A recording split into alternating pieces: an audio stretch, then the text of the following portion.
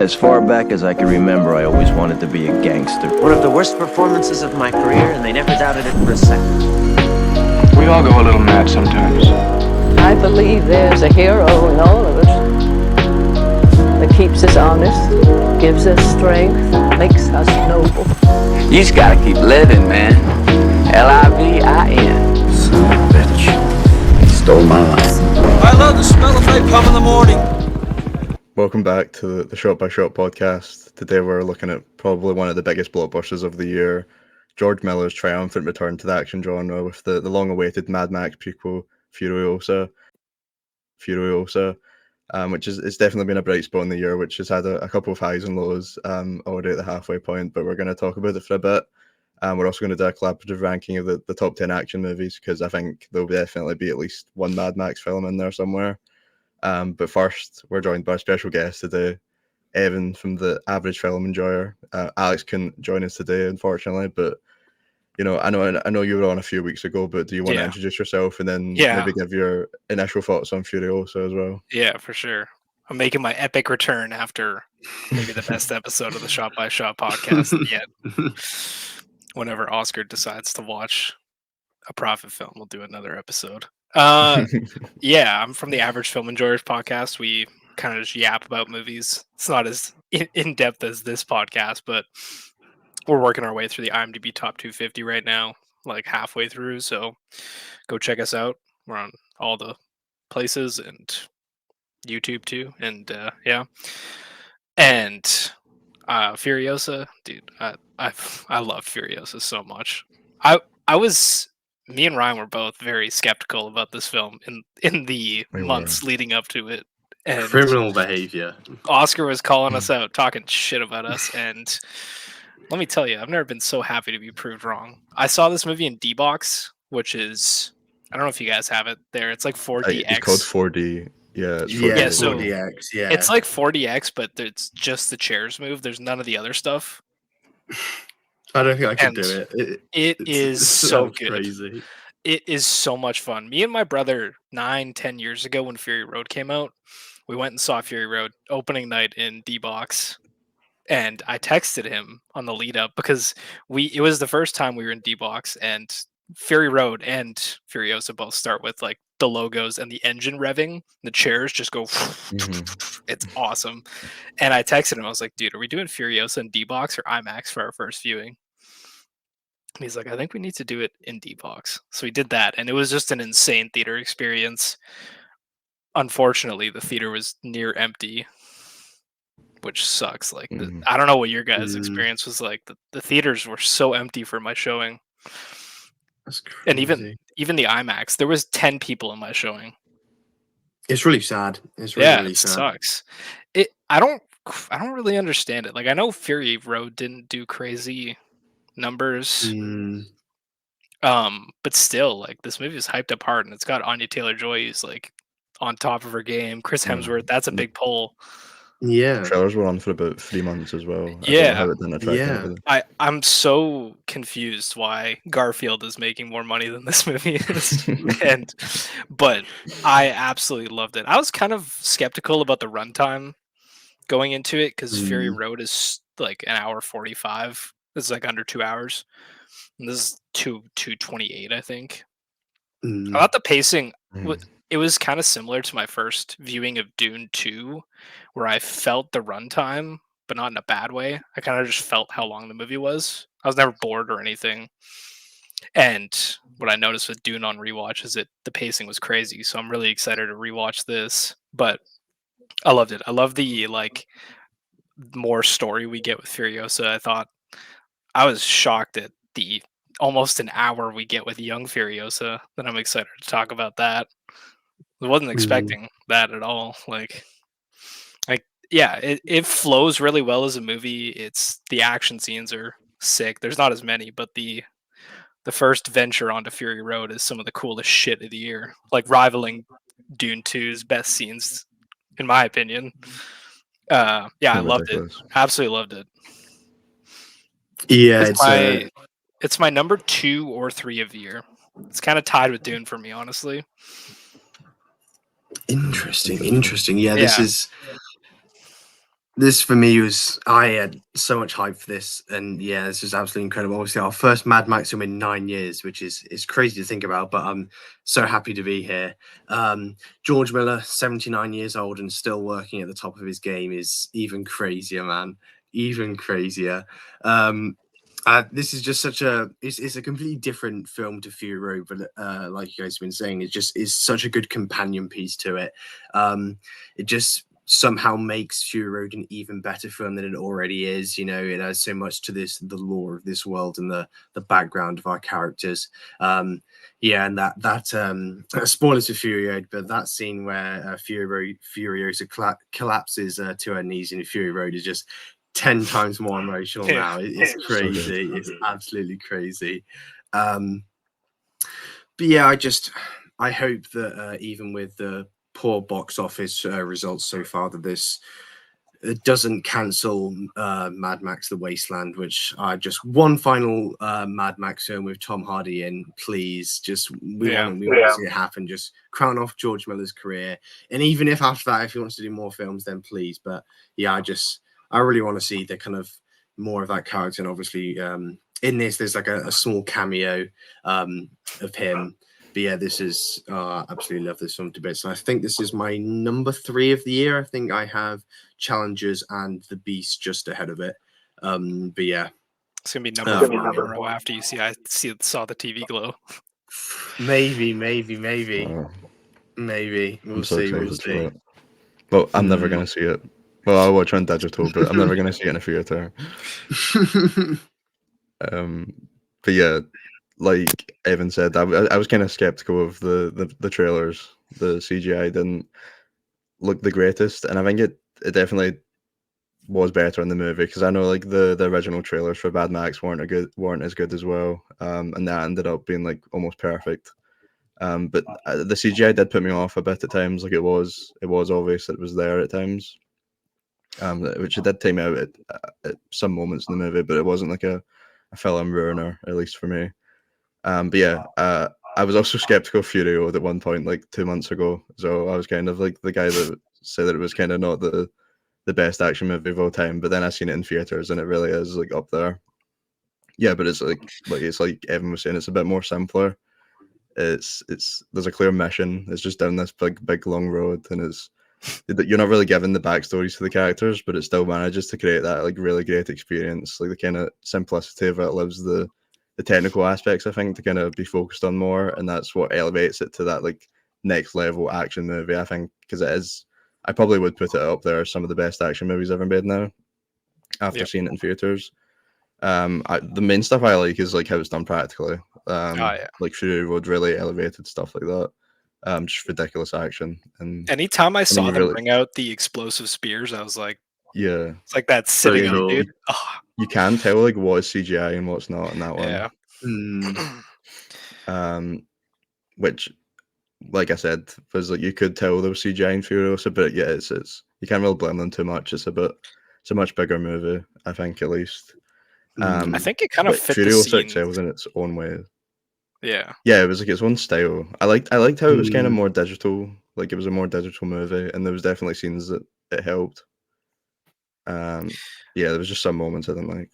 Yeah, it was weird because like IGN put out the bullet farm scene where Chris Hemsworth's like shooting the rockets and he's falling off, and I saw a clip of it on Twitter, and I was still kind of skeptical because this is a couple weeks before the movie came out. So I watched the clip and I was like, man, this looks like shit. Like it doesn't look very good. But in the context of the movie, like the movie it's not Fury Road, and it's not trying to be Fury Road, so it fits like that over the top CGI, and it's a vast movie. Like the scale is bigger than Fury Road. Fury Road, like you said, they're driving down a road. That's it. They go down the road, drive to a different road, walk around. They're not going to make like a practical bullet farm to destroy and knock down. They couldn't. So I think the CGI, I was so wrong. Like it fits every scene really well. And I think like the color palette this movie is vibrant as shit for a Mad Max movie where it's just sand. Like I wish we got more of like the night scenes because the blue night looks so nice. Yeah. Obviously in Fury Road it looks incredible, but yeah, it's just such a cool look to have it Yeah. just all blue. Yeah. I leaned over my brother and I was like, dude, that's the coolest looking shit I've ever seen. It looks, and that's what you want. Like, it's so vibrant, and Fury Road is like gritty and practical, and it's like dirty feeling, and this is like that, but a little bit less. And I think that starting the movie in the green place kind of sets you up to not feel as dirty and disgusting, you know? Yeah. Because like Fury Road is immediately into, yeah, this is just a gross place, and Furiosa starts in the green place, and it's like, holy shit, like there's something beyond sand here. And then it gets into the, once they capture Furiosa's mom, like then it's into the grossness, and still it's like once they get to Dementis's camp, it's like, oh, there's like a weird level of tranquility in this tent, and they got fans and shit. Like it's that shot of Furiosa's mum like tied up, and then the eye shot as well. That's where like the digital stuff is so cool. So good. It's so good. Like that's where it's really worth it. Yeah. It is. It just looks absolutely incredible. I really enjoy like all the chapters of this film. I think it's kind of almost like an anthology almost, because obviously there's kind of big gaps in between, and that people will probably be put off by that because maybe people are thinking, oh, there's kind of skipping over everything. But I think it works really well. As like I said, there's like bit of world building and lore building of just the Mad Max whole world in general, whilst building up like Furiosa's backstory. Like Evan said at the beginning, we just get like an hour of young Furiosa, and I think that works so well. Yeah, the casting was insane for young Furiosa, because the transition is so seamless when they're at the Citadel. Well, it's AI that like changed to Anya Taylor-Joy like as the movie progressed, but it looked so good. Yeah. Yeah, it's really not those moments that like you can see the bad CGI. Yeah, you can tell the moment it switches though, because Anya Taylor-Joy is the most like pronounced eyeballs of all time. Yeah, her eyes pop like crazy. And people seeing like Gastown and Bullet Farm and stuff like that, like places that they talked about in Fury Road, but they never actually shown. Yeah. Yeah, it's like Oscar said, like this movie just expands so much on Fury Road's lore. Like, I would love to go see a double feature. It makes me sad that they didn't play these two movies back to back. Like they did it with Star Wars the same month. Yeah, that's true, dude. I was saying to Trey on our pod that I almost logged Fury Road after this, just because of the end credits. But they did the Star Wars marathons this month. They're doing Lord of the Rings reruns. Like these two movies go together so well that it's like sit down and watch 5 hours of. It's pretty much one movie. It's kind of awkward. Like I know it's at the very end, but I think the progression at the end of the movie to them getting into the war rig with the maidens or whatever you want to call them is kind of weird. It's hard to gauge the time pass because what did you think of that? Because I've seen some people thinking that it like Fury Road starts right at the like after it, like there's no time jump, but like I'm pretty sure that's what after she with the thing with Demetis at the end, that they're right back to back. Because Zoe Kravitz is like a character that's like supposed to be a young version of her, and pretty young. Well, there's like a shot right before the end credits where it's her rounding up like Zoe Kravitz and all those characters from Furiosa. So it's like the time jump to Fury Road happens in the end credits of the movie. It's kind of jarring. Yeah, I don't think it's bad. I think it connects the films well, but I think it's really weird to like do that in a way that it's like, yeah, you're with Anya Taylor-Joy, and then it's like if you've seen Fury Road, it's like, oh yeah, she's Charlize Theron now in 30 seconds. As a continuous thing though, imagine like the Mad Max one like picks up at the end, and it just like continues, and it's all just like one big giant continuous story. Yeah, I would love to see. It'd be weird though, because you'd have to watch Fury Road after this. Yeah. But then, like, like you were saying, like you see Gastown, you see this. Like if it's your first time viewing, watch Fury Road first. I think because It's an interesting one. you get the Yeah, world sure. building from this, because Fury Road has like environmental world building where it's kind of you just pick up on what's going on, but then Furiosa shows it to you. It like gives it to you on a platter. Here's Gastown, here's Bullet Farm.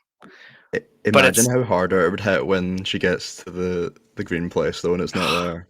yeah. Yeah. If you didn't know that. Yeah. It's Oh, that would crazy. be brutal. Absolutely brutal. And like everyone was mentioning, that the greenness at the start, and the ending is just so good.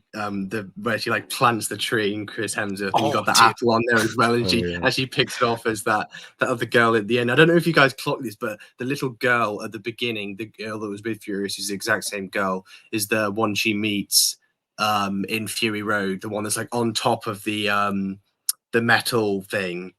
Those the exact same person. No, I didn't. Shit, I didn't.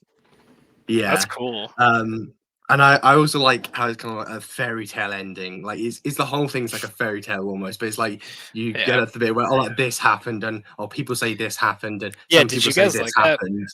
I did. I really liked it. Yeah, I thought it was super cool. It was. It was.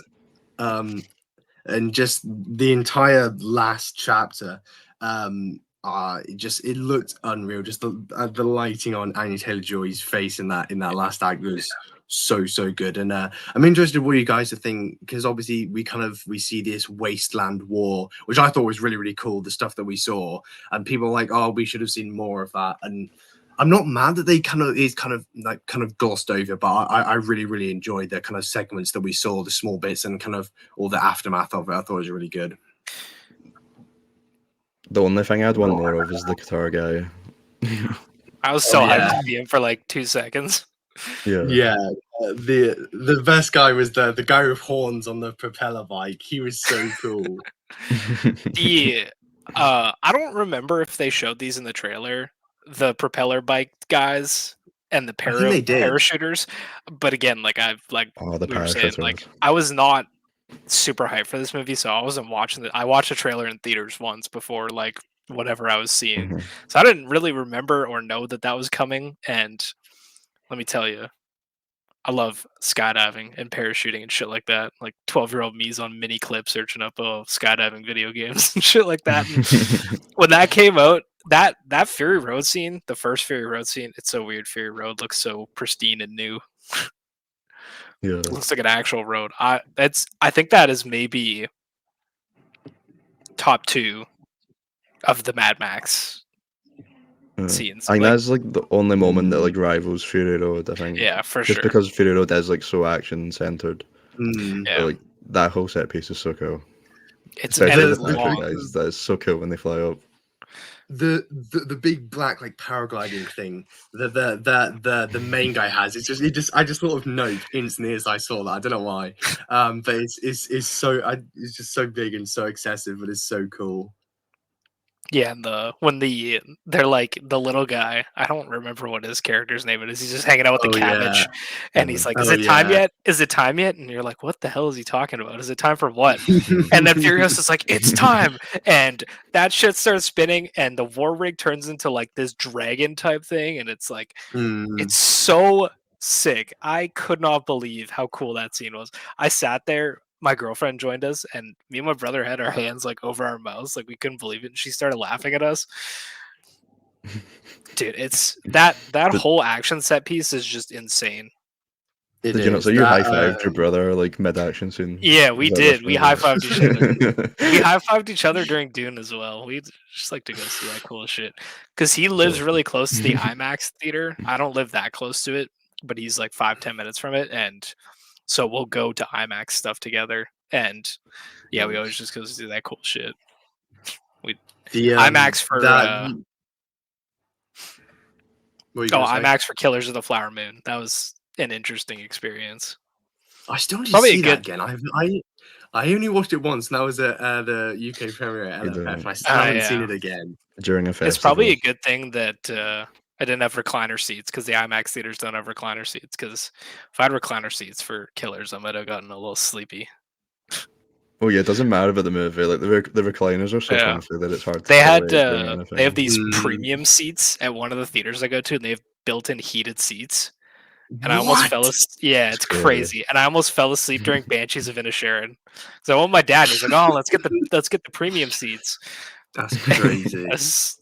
It was A lot of the ones here have a mixture of like you get the recliners. They're like the manual ones where you push it back, and if you lean forward, it'll like sit up again. And then you get like obviously like the mechanical ones with the button that won't. But yeah, it's a mixture. But yeah, going back to that action scene, you kind of get when the scene where she turns on. I've forgotten what it's called. It's got a name, but the thing that starts spinning around, you get like that shot of her hiding behind a kind of hatch and the thing spinning, and he gets pulled in. It's such a cool shot. But yeah, I guess just the action as a whole, just George Miller is still an absolute god behind the camera. For me, absolutely the greatest action director to ever live. Just the way he shoots action is unlike any other director ever. Just the quick zooms. No, not number two. No. Every Chad time. Stahelski number one, right? No. Number two. I'd probably say he's number two. Actually, no. The Wachowski sisters. Yeah. Okay, that'll probably That's number Speed two. Racer. Speed Racer, best movie ever made. Speed Racer is so good, man. But every time George Miller does a quick zoom, just a smile on my face is like his trademark thing, but it makes action so good. And kind of especially in that last act where it's like just quick zoom on like the exhaust and then onto Furiosa's face, it looks so good. And in particular, when we get to that scene in the bullet farm where they arrive and it's her and Praetorian Jack, we get those gorgeous tracking shots of Praetorian Jack behind the thing, and the camera moves up and down whenever he's shooting somebody. The many oneers, they're so good. What a goated character too. He is so good. Just one of those characters that hardly has any lines. Obviously, Furiosa doesn't have that many as well. I mean, like a completely new character, but I think he just works so well. And yeah, that kind of shot we see it in the trailer where she does that 180 and like the gate closes behind her as well. It is so nice. And yeah, Anya Taylor-Joy just kills this, man. She's one of the greatest working actresses today, and her filmography and her resume is absolutely crazy. It is ridiculous, and I just and her range as well is unbelievable. What she does, but she just kills it ridiculously well. I think that's maybe our biggest role, maybe. I'm having a look now. Biggest movie where she's like the lead character. Yeah, Doom Messiah is going to be pretty big for her. Yeah, very big for her. Wait, Kevin, have you read the books? I haven't finished Doom Messiah, but I know what happens in it. Oh, do you? I have it, but I don't know what I know what happens. Big. It's going to be big. For her. I mean, like she had the Menu 2 years ago. Yeah, she was great in, but it's nothing like this. Like a action. I'm so sad that she couldn't do the Nosferatu because of scheduling conflicts. Oh yeah, that's true. That would have been the cherry on top, man. That would have been the cherry on top. She was in The Northman and The Witch. So she's been in loads of Vegas before, and she's bound to be in another if they just love working together. They're such a good fit. But yeah, she's one of my favorite actresses. She's Marrowbone as well. I don't know if you guys have seen that. I want to see that. I really want to see that. Really good. Really good film. Really great cast as well, actually. Thoroughbreds as well, I think is fantastic. Oh, dude, I love Thoroughbreds. Remake of Heathers. Dude, that movie's sick. She's actually been in a couple unfortunate films. Amsterdam and New Mutants does exist, but everyone has some flops. And Mario. Everyone Don't forget Mario. Flops. I was about to say. We can talk shit about Mario. Don't worry about it. We can do it. Oh dear. Speaking of an actor who's got a crazy resume, we haven't talked about Dementis yet. Yeah. Chris absolutely no doubt in my mind. Career best performance, career best work. Yeah. Not even remotely close to anything else he's ever done. And I just hope he sticks to this thing, because you kind of look on his thing on Letterboxd and like the top 8 things that come up are just all Marvel films. And it's quite sad to see that that's kind of all that comes up. But then he's done Cabin in the Woods, All Time, Bad Times at the El Royale, which both I really, really love. But he has done some stinkers. Men in Black International, which is stinky. Extraction, both Extractions would be even better if the Russo brothers didn't write them. Yeah. Rush is really would be better without them working on a movie. Rush. Black Hat, I still need to see. He was in those Huntsman films as well. Yeah.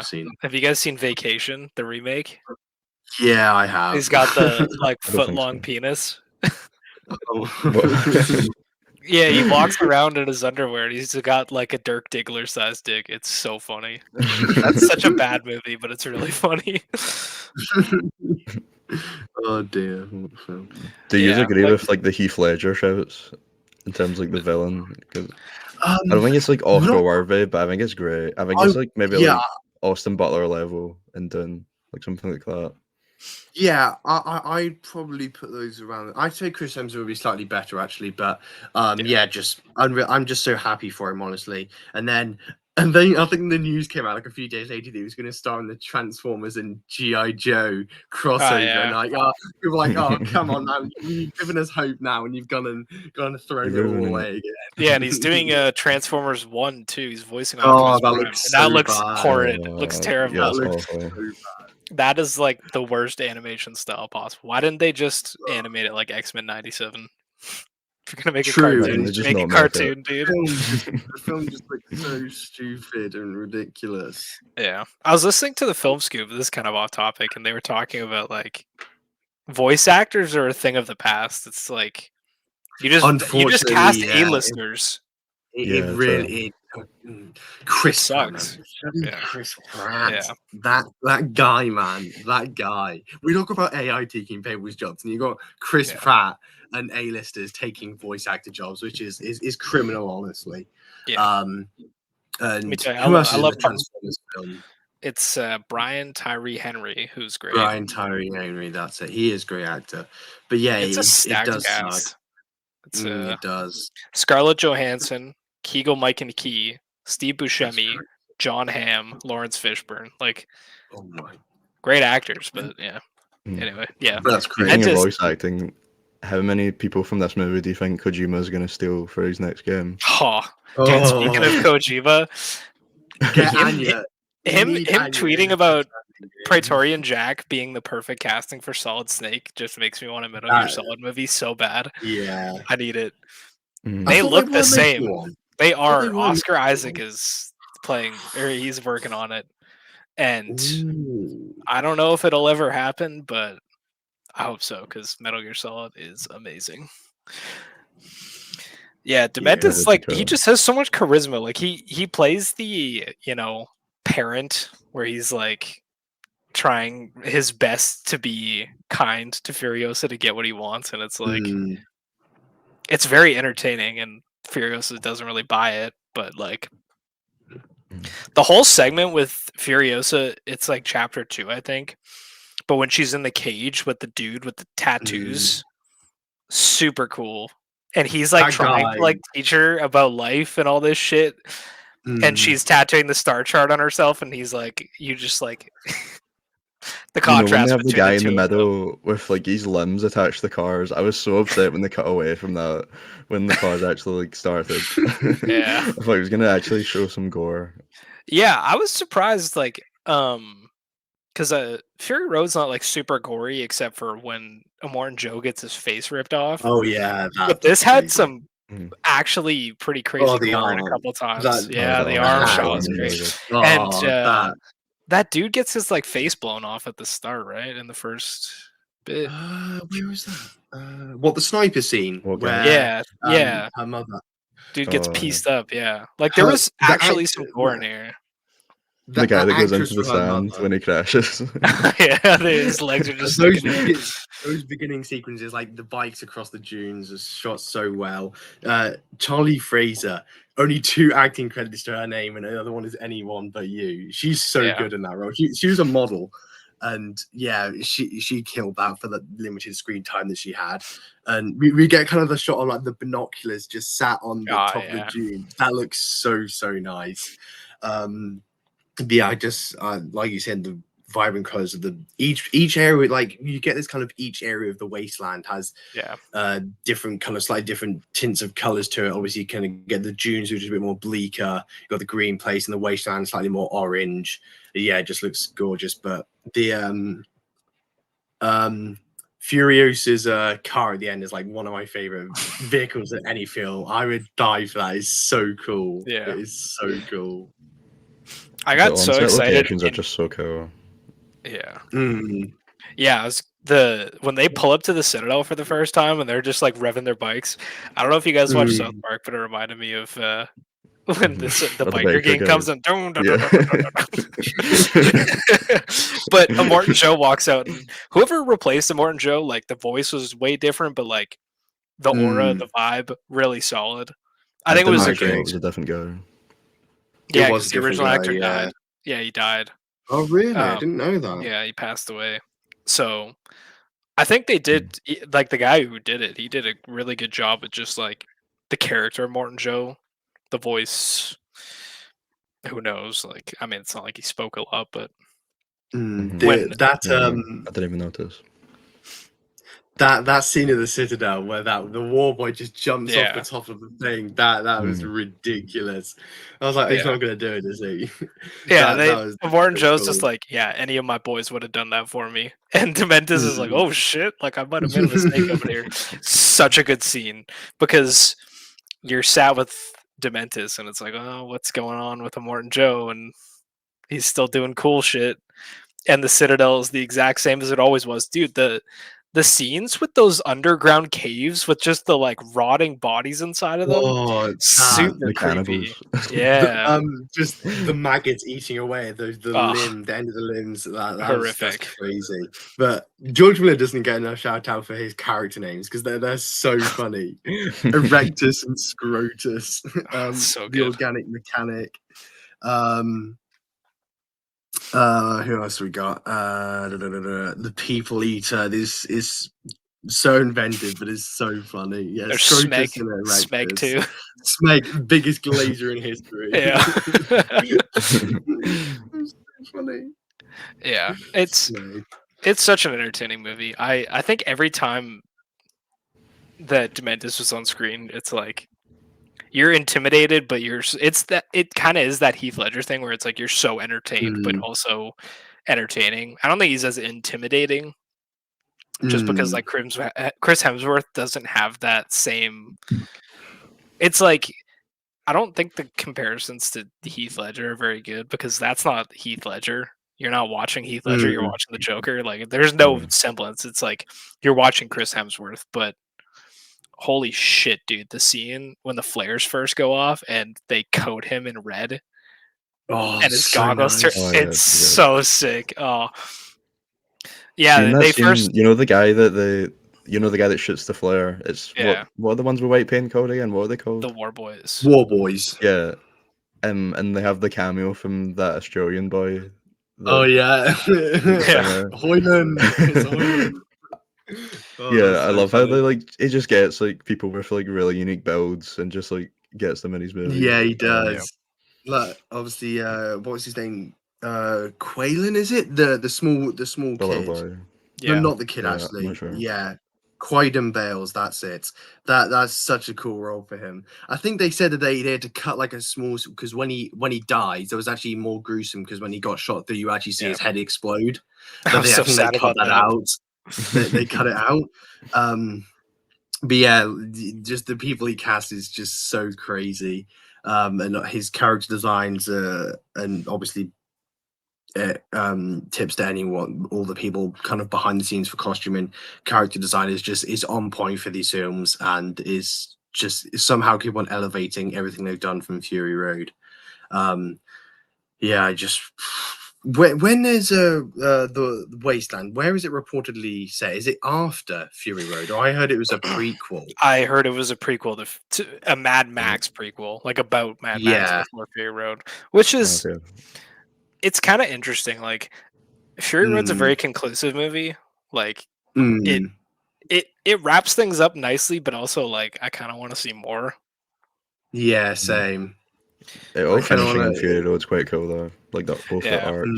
Yeah, that's But true. bringing Tom Hardy and Charlize Theron back together might not be the best of idea because they did not get along on Fury Road. Not Yeah, I one heard bit. that Tom Hardy was a mess on that movie. Like he would show up late to set. Yeah, he did. I've been really wanting to read Blood, Sweat, and Chrome. Oh, yeah, the book about it. Yeah, the book that's all about Fury Road. It's on Spotify. I'm gonna check it out. Do you guys know this is like hell, like shooting these movies? Yeah, it does sound like hell. But yeah, like the action scene, the Stowaway chapter that took, what was it, 70 days to shoot, which is crazy. Mental. 20-minute segment, 70 days to shoot. That is crazy. But that's just George Miller for you. And yeah. Because I know Anya Taylor-Joy was talking about how hard it was to shoot in this. So people on Fury Road probably don't want to come back. Yeah. Anya Taylor-Joy didn't even have her driver's license before this movie. No, which is crazy. She doesn't drive that much, but like she can do a 180, but she can't like drive a car. Yeah, that 180 is so. Did you think the cars and vehicles looked like they'd had CGI on them a bit in post? I thought. Which ones in particular? Because like when she actually does the 180, I feel like a lot of the bikes and stuff, like you could tell they had like some CGI in them. It was just weird. It was weird because I think like it all was practical, so like I was a bit confused. Yeah, it was practical. I've seen some behind the scenes shots, but I didn't really notice that, to be honest. It just kind of blended in. I'll be honest, like I was so locked in on the action in this movie that I wasn't looking for it. That's I really want to see it again. Yeah. Just that whole bullet farm sequence is ridiculous. The whole film is unbelievably shot. Like every shot is planned out. That's just George Miller. It just feels that way. You know, he's had every idea of every shot. George Miller is the kind of guy who doesn't really necessarily have kind of impulse decisions. Oh, we'll do this. It feels like a film that's just planned out from start to finish. Every single sequence in every single shot.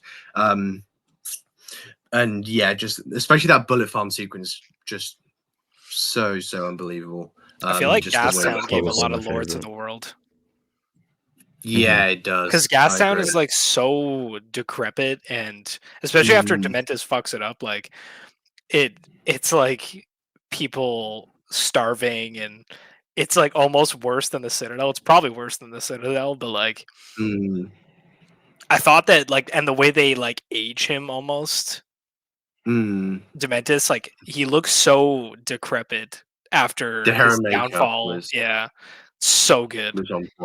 He looks like a fractured man by the time he's like before he starts his plot to take over everything. Like the scene, I love the scene when they take over Gastown though, like the Trojan horse almost, and the scene when he's like putting the gas into the ground, like the sand or whatever, and it makes the War Boy paint. I got super hyped up. I was like, "Oh shit!" And then he sends them in, and then like turns on them and kills them. Yeah, starts killing them.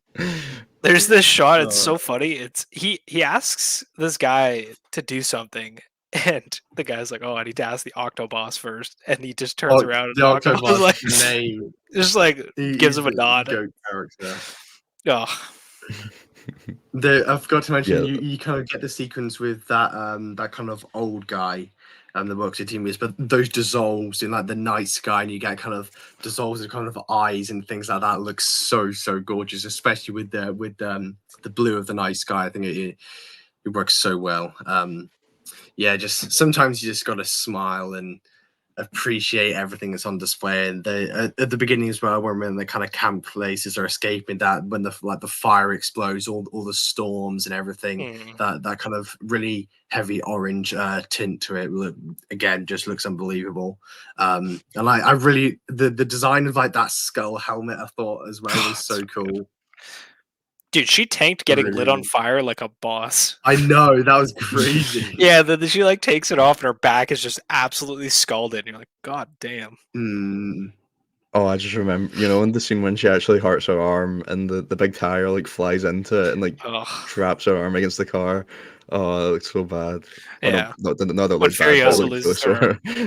Oh yeah, and that shot so of the arm, that shot of the hand just hanging when she escapes is so nice. Yeah. We just kind of go through the fog and it's just hanging there.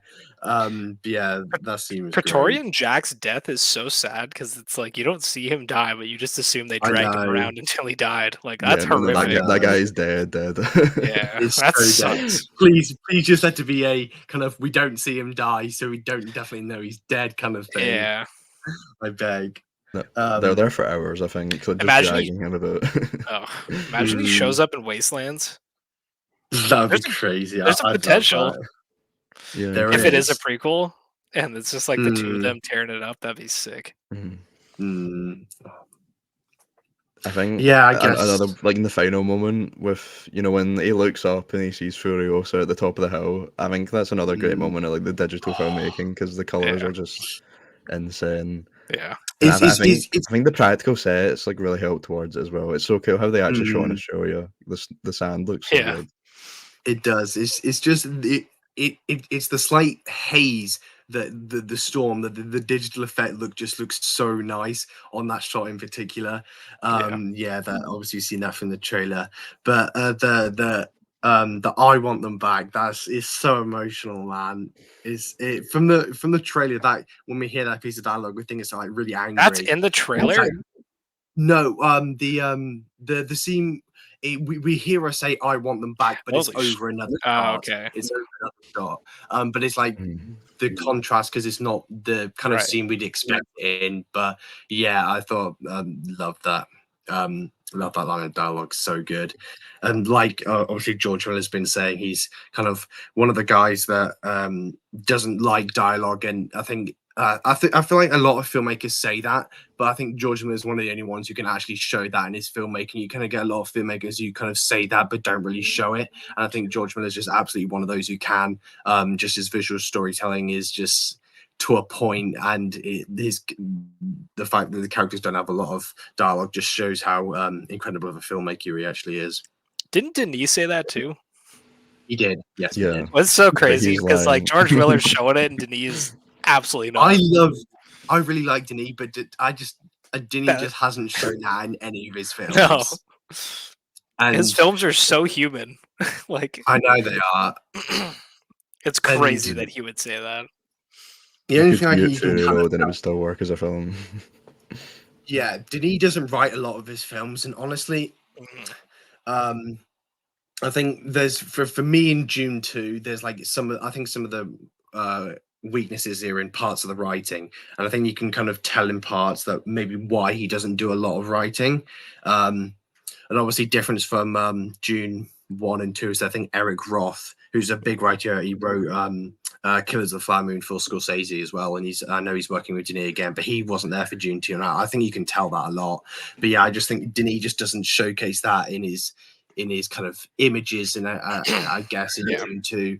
And some of the dialogue for me is a bit awkward and a bit wonky in that film. But yeah, George Miller is absolutely the kind of guy who can absolutely showcase that. And I kind of want Denis to showcase that he can do that. Did Denis write Enemy? No. Because Enemy almost has that, where it's like there's not a lot of dialogue and it's like there's a lot of crazy imagery. I feel like Enemy's based on a book. I'm never watching it again. Yeah, so he did not write it, and it is based on a book as well. Gotcha. Because I was gonna say, like, Enemy is the only movie that gives me that vibe of cut the dialogue down and show some cool visuals. Because like it's all spiders. It's one of his best films, and is one of his kind of, like you said, visually pleasing in terms of storytelling. Yeah. There's one of his only films where you can actually say that the kind of the lack of dialogue actually he can actually showcase that. And yeah, George Villeneuve has been doing that for years. Yeah. Well, Furiosa doesn't speak until like more than halfway through the film, isn't it? Like an hour and a half in, but it's good. It's a plot point. Like it makes sense. Like it does. It's so fucked up how the news story comes out like 2 months or like a month before the movie comes out, and it's like Furiosa has 32 lines of dialogue, and people start trashing the movie, but you haven't seen it. Like that's part of the movie. It's crazy.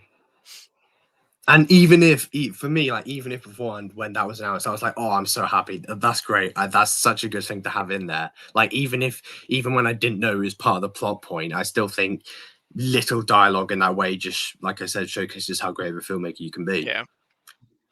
Yeah, exactly. It really does go to show how good of a character she is, because I feel like this is like Ripley level like change from Alien to like Aliens, because like I feel like in Alien she's kind of like a side character, and that or not. By the end, she's a main character, but she could have been like just part of the crew for most of it. And I feel like there's a change from Furiosa from Fury Road to this, where she really is like the whole world is like centered around her, and like the character's really developed a lot. So I feel like this is like really one of a unique like female leads in films that I don't really think anybody else has done quite as well recently. And it really goes to show how good of a director George Miller is. He's kind of like a dying breed of an action director right now. Because we've got him and Cameron are like they're pretty old. We're gonna be losing a lot of the good action directors soon, which is really sad. We're just gonna get the John Wicks. Yeah. I mean, Chad Stahelski, and who's the guy that does Extraction? Is that Chad? Is it? Who's the guy that does Extraction? What's his name? I don't know. I don't think Extraction is on the level of any of these movies anyway. Sam Hargreaves. Sam Hargreaves. That's it. I still think he's a fantastic director. Yeah. I think his action direction in the film is really, really strong. Oh, I yeah, just think it's phenomenal. with better writers and not Netflix, those films could be even better than they are. Because I do really enjoy them, and there's some really impressive shots in those films. But just why have you got Netflix above you and the Russo brothers writing your films? Take anybody away from the Russo brothers and their quality will expand by like 100 times. Who knows what the Gray Man could have been? Oh, Pain. Absolute pain. Banned from touching anything film related. That's criminal. It is true. I don't really think about it. Like you don't get this kind of action movie that often. No, you don't. Never. No. Like John Wick 4 has a pretty grand scale, and it spans the entire globe, but it's not like this. Yeah. Where it feels like one huge world. John Wick is it's a bunch of huge set pieces, right? This is like a bunch of set pieces in one spot. I love that kind of the opening shot as we pan down from F1 to Australia. I thought that was really, really cool as well. And we kind of go into the green place. That was such a cool opening shot.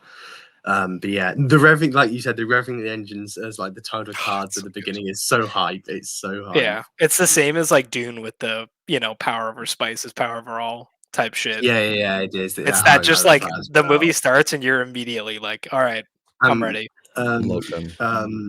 What's the language at the beginning of June? Who speaks? Is it Sardaukar? It's Sardaukar, yeah.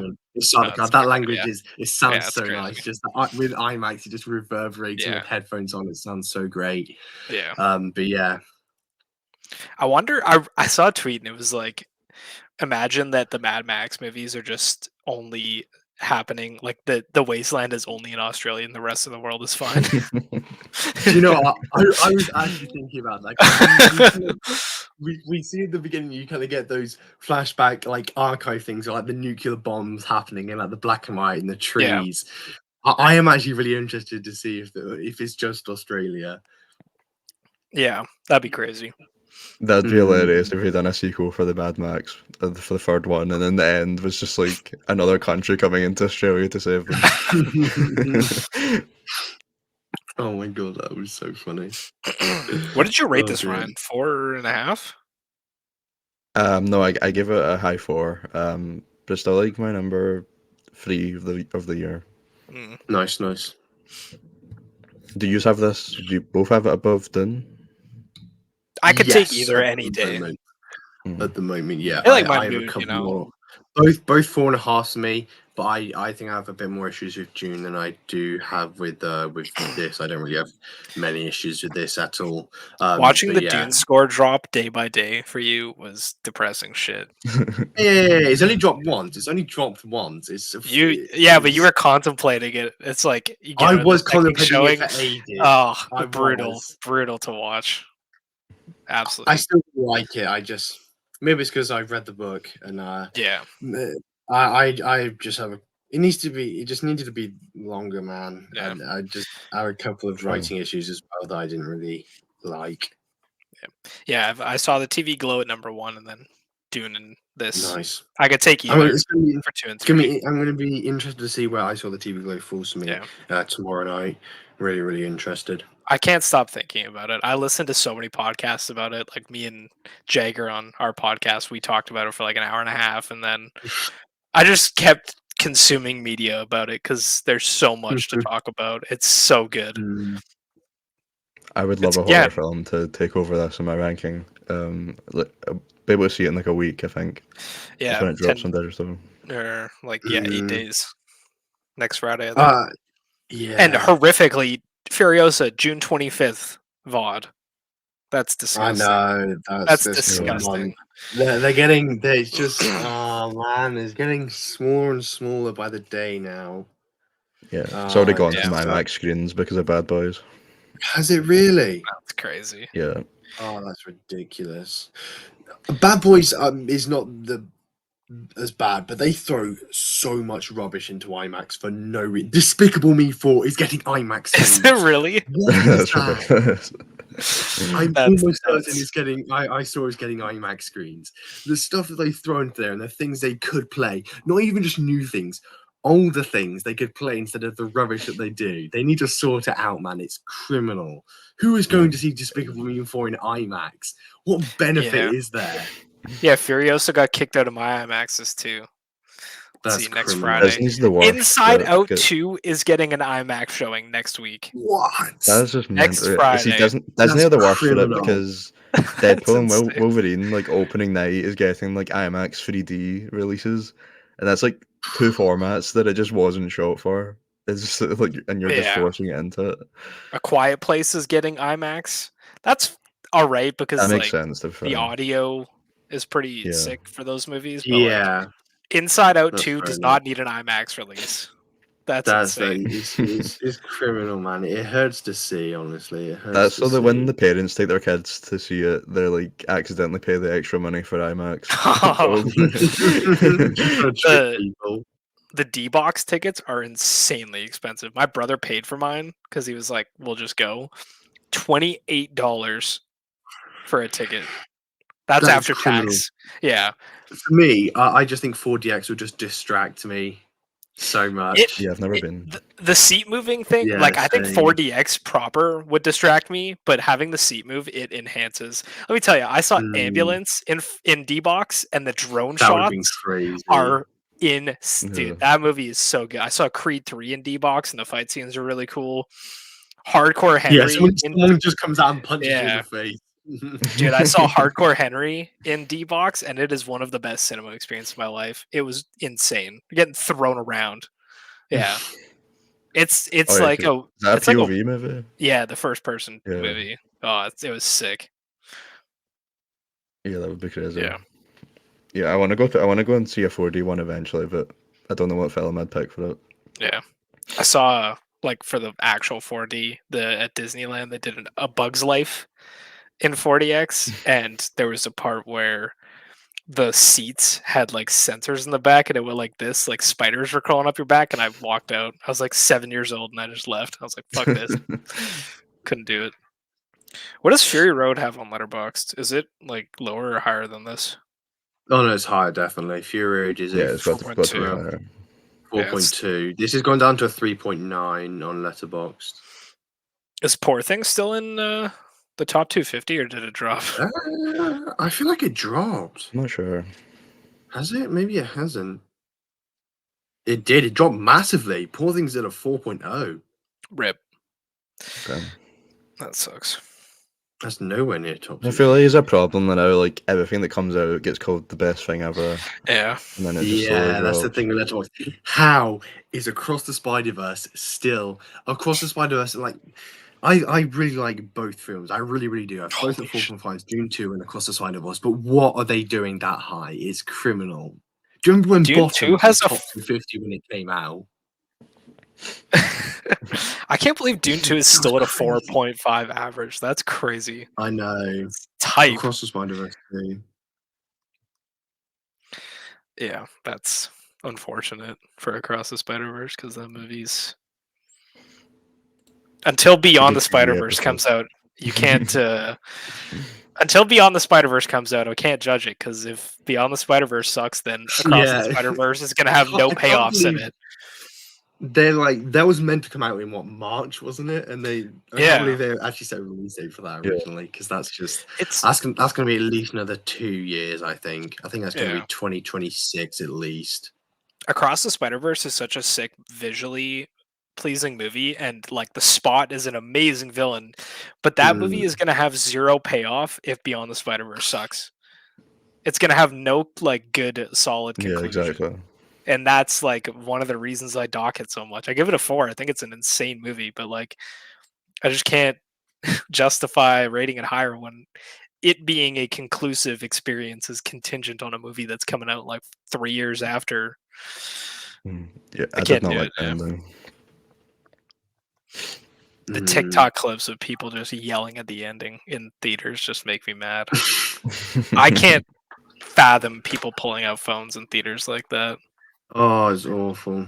There was a 14-year-old girl sitting next to me for my Immaculate showing, and she was on her phone the entire movie. The entire movie. It could have been a worse film, to be fair. It could have been something worse. Yeah, that's true. Immaculate's not that bad. It's still decent. True. It's middle of the road for me, but it could have been. If it was a Furiosa, then I would have. I said something to her, and then she turned her brightness down because it was max brightness like first 15 minutes of the movie. Get out of here! I can't do this. I don't like going to the theaters that often because number one, we don't have unlimited passes here, so like I'm paying $20 to go. No, we don't have them in Canada, so I'm paying $20 to go to the movies. Like that's why I'm such a stickler for like no phones, no talking shit because like I don't want to waste my money. I try to book the most quiet showings. People are always like, "Oh yeah, go to a packed theater for this, go to a packed theater for that." I'm like, I'm paying a lot of money to go to the movies. Like, I don't want to waste it with a bad experience. I would not go as much as I do if I had to pay every time. I wish that my retro theater, like the indie one, had a pass because I would go all the time because they show such good movies. Cool. They're playing North by Northwest, Kill Bill 1 and 2. They're showing The Toxic Avenger, which I've heard of, but I've never seen it. Is that the old one? Because the old one. They're doing a remake, and it premiered, I think it was Fantastic Fest last year. Yeah. And we've heard nothing since. Yeah. Absolutely nothing about it since then. They're doing The Godfather special Father's Day celebration. That's kind of funny. And then Ryan, Godfather movie. They're showing Godfather at Everyman. Tuesday the 18th of June, I think it is. It's around then. Check around there. Both of them? Yeah, they're showing it at Everyman. No, just the first one, I'm pretty sure. Yeah, I'll take it. In the next couple weeks, I have Climax, the Gaspar Noé movie, which I think would be a really cool theater experience. That would be interesting. Yeah, I'd love to see like an Enter the Void in theaters. That'd be so cool. And then they're playing The Handmaiden, Park Chan-wook's movie, which definitely going to that. Love The Handmaiden. And then they're playing Eraserhead too.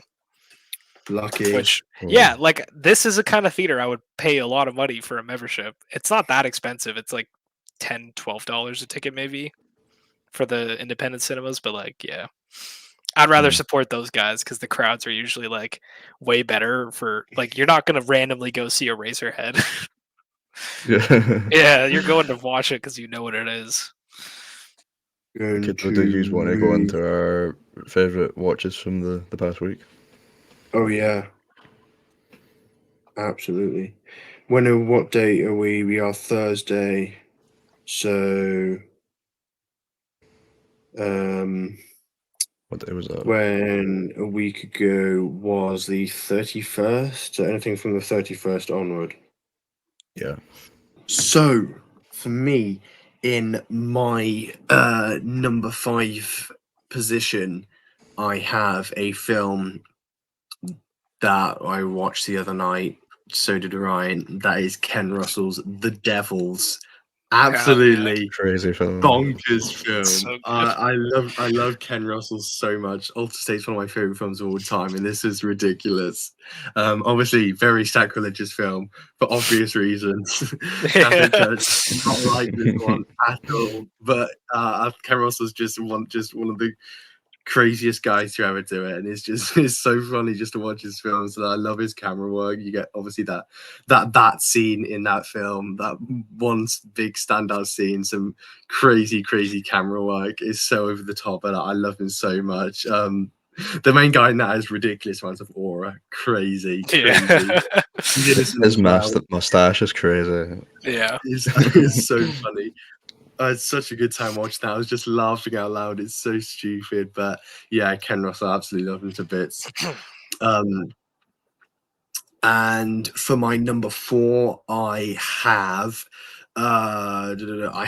watched my second Michelangelo Antonioni, an incredible director. I watched Lickley's, another one of his romance films starring Monica Vitti, they've done 4 films together. Incredible actress, another incredible film for him. Kind of has a couple surrealistic elements to it, but I think he understands. I think he understands relationships so well and their kind of volatility. I said in my review, but yeah, he's such a fascinating director, and I love Italian directors and just Italian cinema in general. So that was my number 4, and in number 3, I saw Prisoner of Azkaban twice in cinemas in the past week, which is unbelievable. It's such a good film. Was it IMAX or just regular? No, it's just normal for me. It's just normal for me. Saw that twice. So yeah, good to see that in the re-release. Obviously, best Harry Potter film, Alfonso Cuarón. Worked his magic. That is your number 1, isn't it, Evan? Your number 1 Harry Potter movie. Yeah, easily. There's no other option. And then Trey's number 1 Harry Potter film is Deathly Hallows Part 1. I'm on a podcast with this guy. I can't believe it. That's crazy take. That's such an odd pick. He loves the scene of Harry and Hermione dancing. It's his favorite scene in the entirety of Harry Potter. True. It's a really good film, but it's not what I'd expect. But number 2, a film from the absolute GOAT at the moment, Sean Baker. Rewatched The Florida Project, his best film for me, and oh my goodness, it's one of the most gorgeous films of the 2010s. Willem Dafoe has never looked so cool in his life. The pink top and the sunglasses, the strap-on sunglasses around the head looks so good. The film is so joyous and heartbreaking. Yeah, Sean Baker he's built different right now, and Palme d'Or for Honora. We are so excited for that. I need that. Already hearing that. They didn't play that at London Film Festival, right? Like the first showing was at Cannes. No, yeah, it was premiered at Cannes. It'll probably be at London this year. Gotcha. Already hearing Mikey Madsen Best Actress shouts, which we love to hear. Dude, she's so good in Scream. She is. She's the and Once Upon a Time in Hollywood. Oh yeah, and that as well. But yeah, I'm really glad she's getting her big break. So really excited to see her in that. And then the Florida Project went up for me so much on rewatch. Yeah, it was like a decent 4 on my first watch. I saw when it first came out, and it was a 5. Like I watched it either early this year or last year. Easy 5. I loved it. Yeah. Yeah, that is a 5. Yep. Very nearly a 5 for me. But my number 1, my best watch of the week is Toshio Matsumoto's Demons. Absolutely incredible film from 1971. He's kind of one of the the pioneer of kind of avant-garde and surrealistic cinema for Japan. He made Funeral Parade of Roses, which I don't know if you guys have heard of. Another incredible film. I'd highly recommend both those films. This one especially is unbelievable film. It's just so crazy for its time. It's so much like pitch black voidness to the film and really kind of creepy elements to it, but yeah, just absolutely blew me away. But it's only got 12k logs, seeing it at 4.2. But yeah, absolutely incredible film and 5 stars to me. That was my best watch of the last week. Nice. I was looking at the Letterboxd top 250 horror yesterday, and I noticed that it was number 10, I think, which is really intrigued me. So I need to watch so that. I've never even heard of it. It's so good. Yeah, neither had I. Absolutely recommend it. It's so good. I should start doing that list instead of the top 250 narratives. Yeah. I'm at the point where I think I'm 51% through, and all of the movies I have left are foreign films, and I'm like, well, shit. I need to, and they're like, some of them are so long. Yeah. I need to. I got all the. I haven't done any of the Edward Yang movies left. I've ticked off the 2 7-hour films on that list. War and Peace, absolutely worth it. You've both seen the Satan time. Masterpiece. I still need to watch that. Worth it. He is chatting rubbish. He's chatting rubbish. I hate that movie so. Love that. That's all. But yeah, top 250 sat on 71% at the moment. I've watched 179 of 250. I'm at 125 dead even. Just watched Das Boot, so that was another one on there. But yeah, Demons, absolutely worth it. Where's that top 250 horror list? I'm gonna try and find that. I'm pretty sure I have so many Kurosawa films to watch. I haven't seen Seven Samurai. I haven't seen High and Low. I haven't seen Ikiru. Yeah, he has 6 in the top 250. I think. Yeah, I've only seen Ron. That's crazy. That's such a weird decision. I know. My brother texted me. He's like, "Dude, you should watch Ron." And I was like, "He's like, watch Ron or watch Seven Samurai." And Ron was shorter, so I watched it. And I was like, "Oh shit!" And then everyone tells me because it was before I was in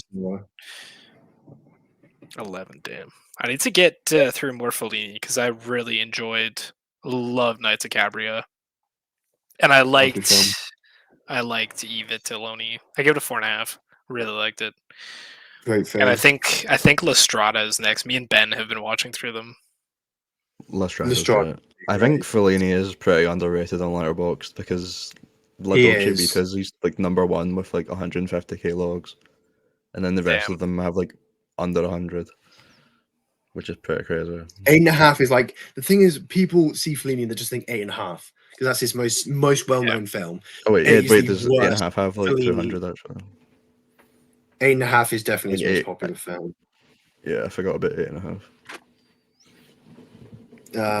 It has 8.5 250k logs. It has 250k logs. You need to rewatch that, Ryan. You have it at 3.5. I don't know. I just don't love the Dolce Vita. That's fair enough. But yeah, he is. People just go straight to 8.5 when they kind of think of Fellini. And it's not a good first watch as a Fellini. But yeah, after Nights of Cabiria, La Strada, and Ivitlione, I then go La Dolce Vita, and then anything after that, really, because after that it's kind of all this like surrealistic stuff, which I need to get more into. But he's one of my favorite directors. But yeah. Ran is still my number 1 Kurosawa, and it was the first Kurosawa I watched, which is Criminal Behavior, apparently. Same. Yeah. You both watched it first. Yeah, I can't wait to watch Throne of Blood.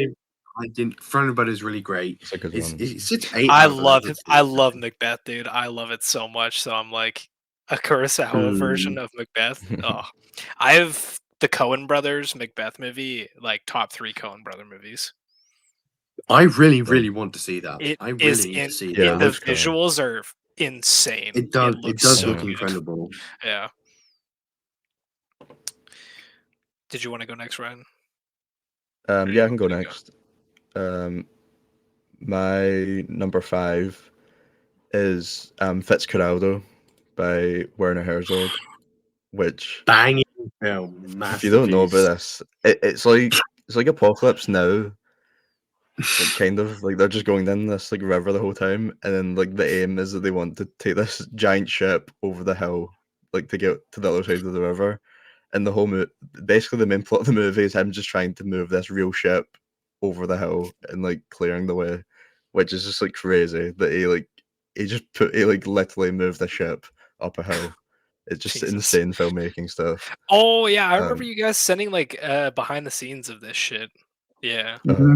Yeah, Did like people the die behind the making scenes this is movie? crazy. Least chaotic Werner Herzog production. Yeah. Didn't people die making this movie? Oh yeah, Yeah. yeah. Basically, everybody that isn't the main actor is basically like a native from like the country that he done it in. Yeah. So he actually saved lives apparently, because if they hadn't have been like working on the movie, more of them would have died. But still, a lot of Jesus. people died on set. I think there was like a helicopter crash or something that happened. Oh yeah, there was a plane crash. One of them get bit. Goddamn. One of them get bit by a venomous spider or snake and instantly cut off his foot to like save his life. Like Holy it was a shit. 2-second decision, but it saved his life. So That's crazy. It sounds like a crazy. I gotta watch this. That sounds like a Roar, the Lion movie. You guys know about that movie? Oh yes, yeah. Yeah. I do know about that. I do. Insane movie. Insane. Yeah. Like the head of the tribe or whatever it was, in the country apparently offered to Herzog to kill the main actor because he was annoying them so much.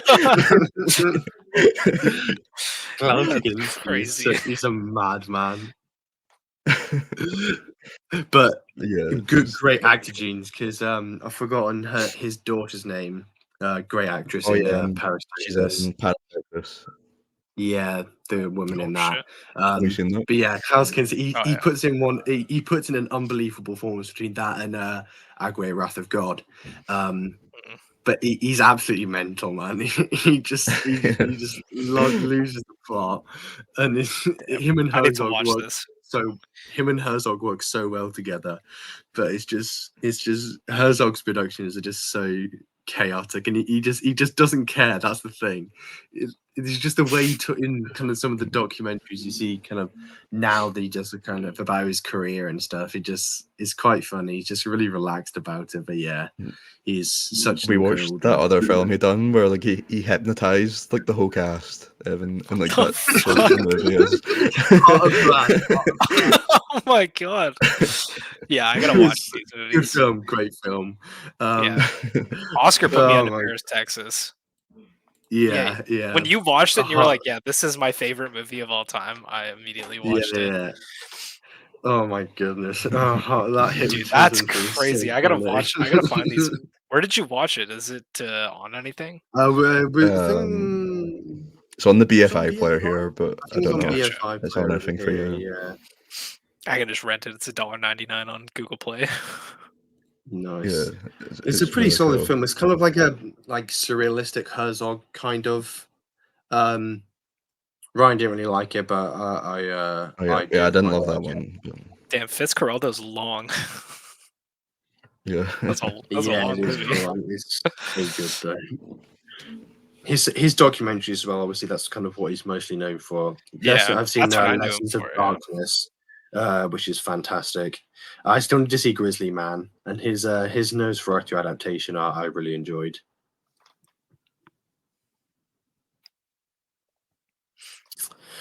Ryan, what is your next?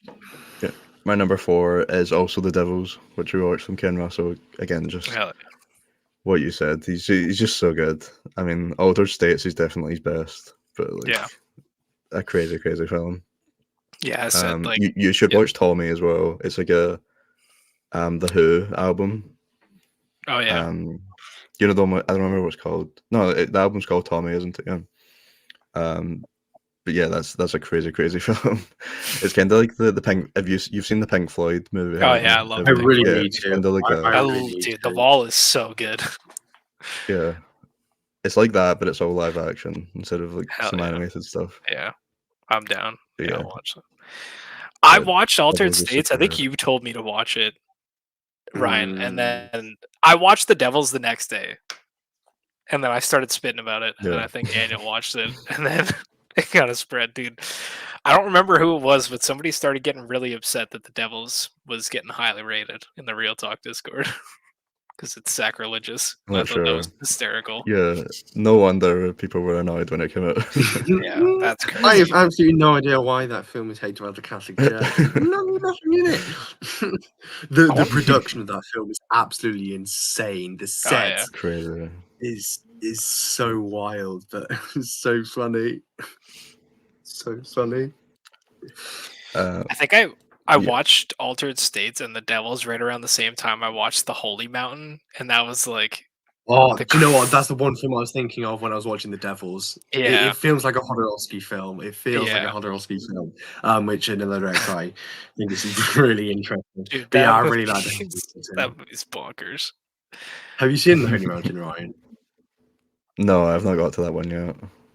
It's a trip. Really, It's really a trip. It is crazy. It is crazy. I'd seen that he copied the kind of set design off Metropolis, which I can definitely see because it has like the really high, like vertical, like curtains and stuff. Yeah, it does.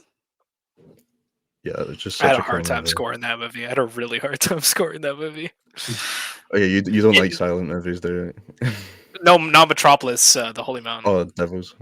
I just can't lock into silent movies. I don't know. I do want to watch Metropolis though. I don't know. We were watching slapstick comedy silent films, and I just wasn't really.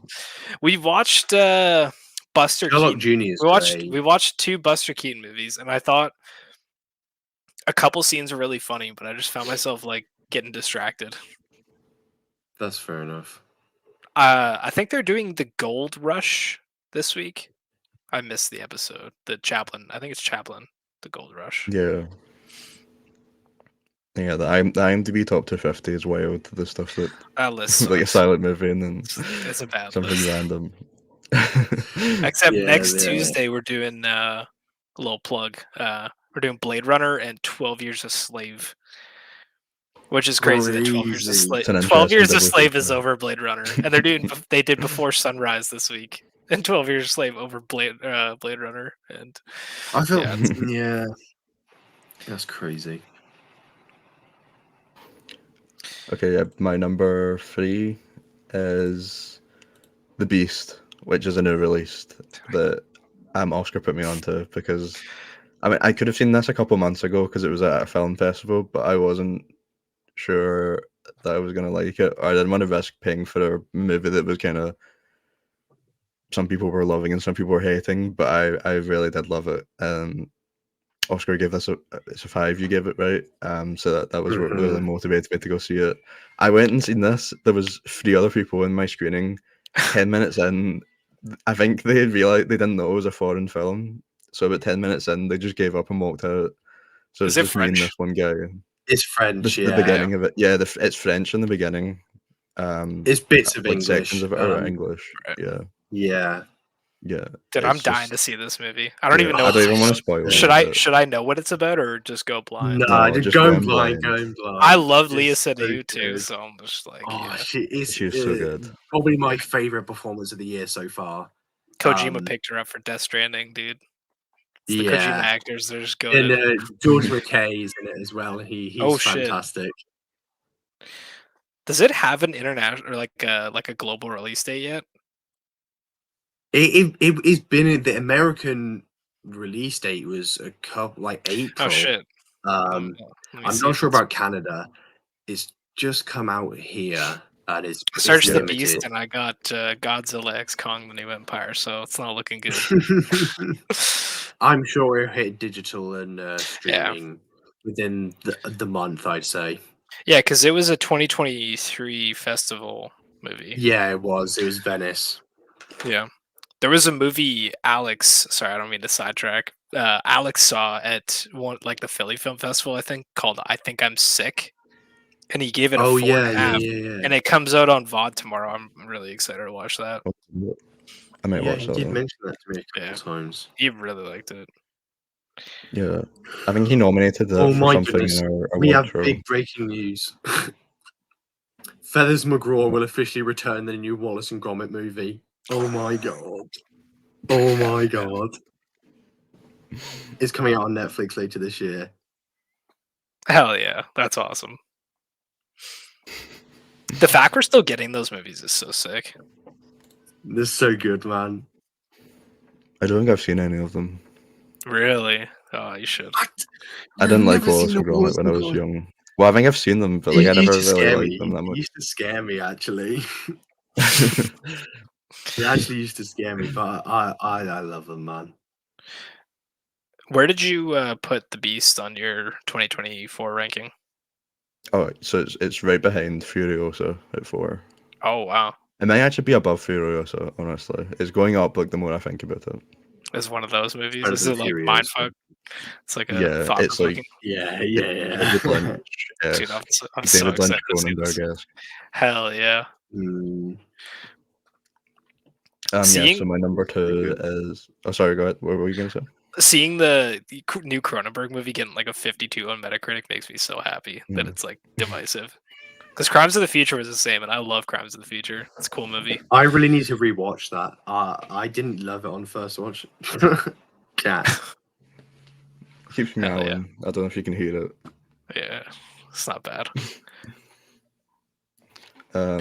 Yeah, my number 2 is Harry Potter and the Prison of Azkaban as well, which this is probably like my top 5 all time like watched movies. Probably. I don't know how many times I watched it as a kid. But yeah, it's just one that I can revisit like infinitely. And I upped it to 5 this time because it's the best. Hell yeah. Lupin is like maybe the most goated character in Harry Potter. For The transformation is so good. The shot is one of the greatest shots in any blockbuster ever. It Cinema. is so good. It's absolute cinema.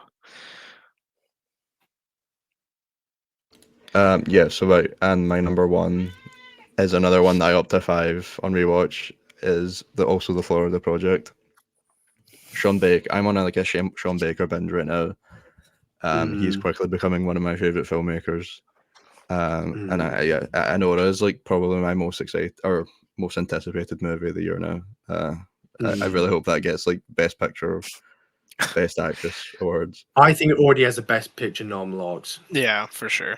Palme d'Or already kind of holds that, and it just feels like a film I think is going to win big at the Oscars. Didn't Titan win Palme d'Or? Yeah, it did. Yeah. Good, incredible film. Yeah. Oh. Or Titan, whatever. Probably that was such a crazy viewing experience. I saw that movie in theaters, and it was my first time seeing a foreign film in theaters, and I didn't know if they put subtitles on the screen or not. And I went with my girlfriend. We sat down. We're like, "Are there subtitles?" And we're like, "Oh shit!" Crazy experience. She was not like a film bro before, and I'm just like, "Do you want to go see this with me?" And yeah, take her to this weird car sex movie. It's a good time. Do you guys like Tangerine? I haven't seen it. Good film. Good film. Yeah. I think it puts a lot of people off. I don't know why. Well, I shot an iPhone, but I went into it blind, and I really, really liked it. It took me by surprise. Yeah, what made you raise the Florida Project to a 5? Don't know. Oh, what, Ryan? Oh, just Ryan. Sean Baker.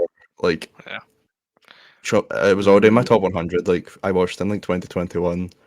Right. And then like the past 2 weeks we've been like watch partying like Sean Baker movies, and they've all been like great. So I had to up his best one up to 5.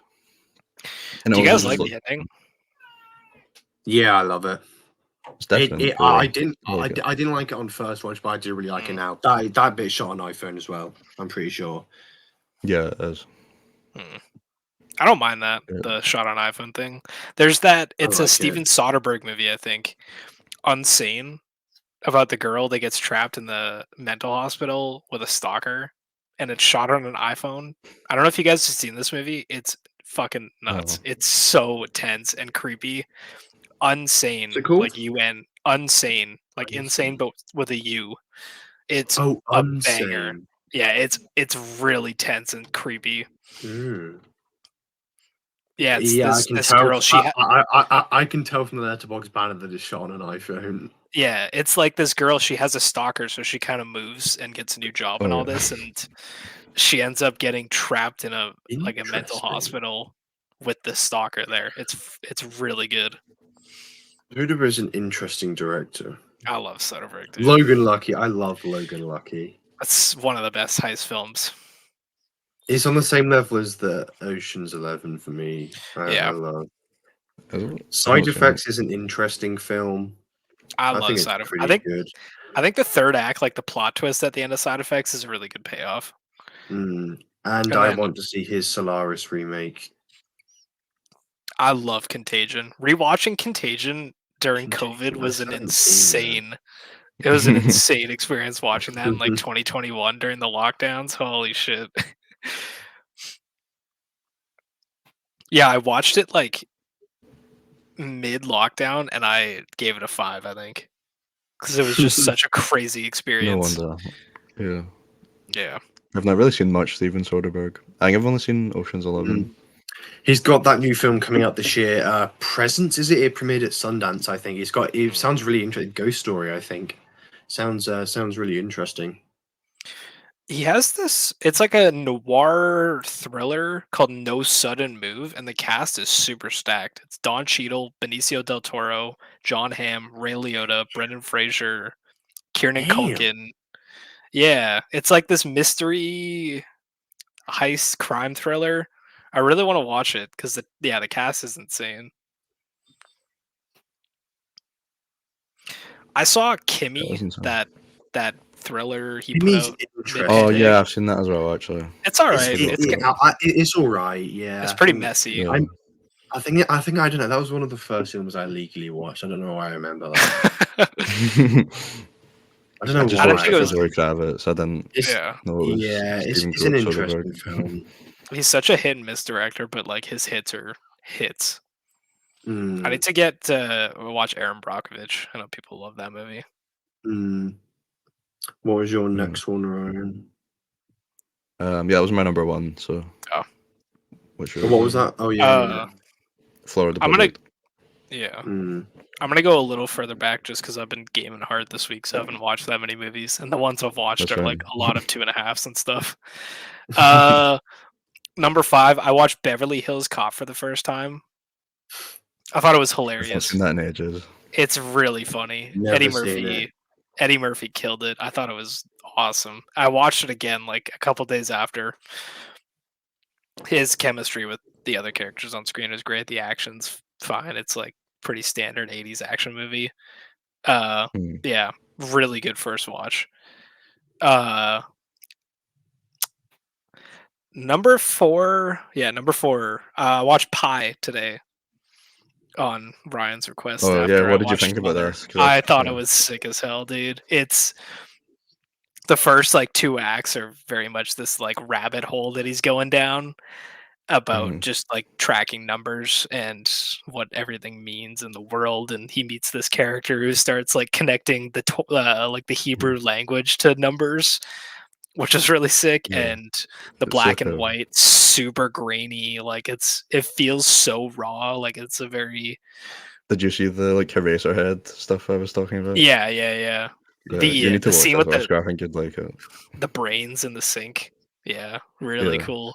And then the third act is nuts. Like there's these religious allegories and like this really crazy scene where he meets a few people from a church. I'll Don't just say spoil that. it. Like, yeah, I'll just say that. Like, it's a really cool movie. It's like 85 minutes. Pretty good pacing. I like the ending a lot. It's his first film, isn't it? Yeah. Yeah, it's his first it's film. good, I would yeah. have this pretty high. This is like number 3 for me. Because Because I also watched Mother's probably number 2. I gave this a Yeah. 4.5. I thought it was really good. It was better than I expected. I didn't expect to like it as much as I did. Because I'm a pretty big fan of Aronofsky. Mm. Yeah, I just love these like really trippy, cerebral films that kind of mess with you. Definitely check it out. Yeah, it was sick.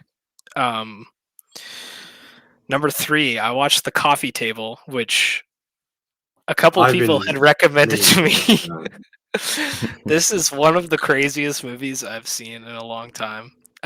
Don't read anything about it, just watch it.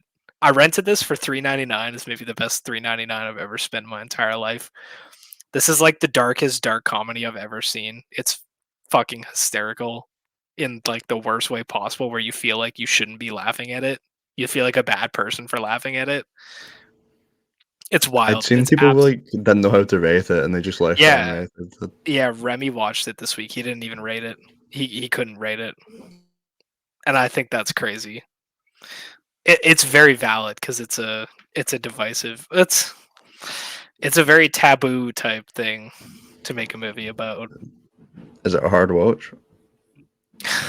Yeah, kind of. Well, it's hard to say without spoiling. There's one scene that's kind of graphic, but it's not like there's no sexual assault or anything like that. And there's like a violent scene, but it's under 90 minutes or 91 minutes. It's just insane. I highly recommend it. Anxiety inducing. Yeah, it's so peak. I gave it 4.5. It's my number 5 of the year because it was in festivals for a long time. It's a horror, right? Or comedy as well? It's like a dark comedy that's like messed up. It's not like supernatural or anything like that. It's just like a really fucked up dark comedy. Yeah. Right. Interesting. Yeah. And then number 2, I started the Human Condition trilogy. And part 1 was crazy. It's just like so Schindler's List. Yeah. It broke my heart, dude. It's so heartbreaking seeing the division between the Chinese and Japanese. It's just brutal, and the can't remember his name. Kaji. Yeah. What an insane character. Goes through so much. Like, I think is one of the better war movies I've ever seen. The pacing was really good for a 3.5-hour movie. It is crazy. It went by really quick. I wrote my review was talking about like war movies that explore the human aspect of it, like Thin Red Line is my favorite second favorite Malick movie.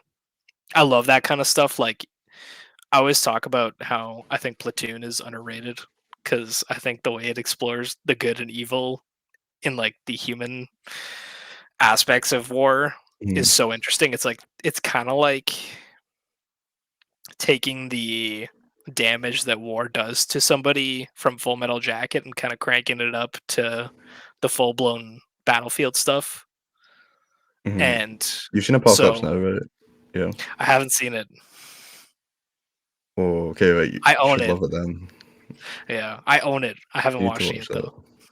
I own the Redux version, but people have said not to watch that cut of it.